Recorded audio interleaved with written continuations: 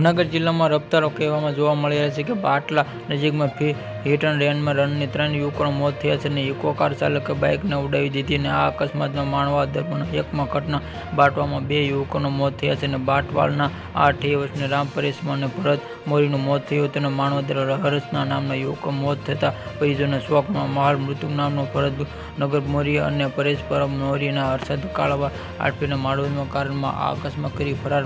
બાટો બાજુના ગામમાં પાછળની ઘટના. રાજ્યમાં એક પછી એક હિટ અને રનની ઘટના સ્થળે રાજ્યમાં આ બેફામ બનેલા નબીરમાં રોડમાં આ અટકાયતની મચી ગઈ છે. મહેસાણા હિટમાં રનની ઘટના પણ જૂનાગઢમાં હિટ અને રનની ઘટના બની હતી અને કાલ જૂનાગઢમાં આ 3 યુવકોનો સહિતના ગુંજારો અકસ્માતમાં 3 મિત્રોની સારવારમાં 3 યુવકો મોત.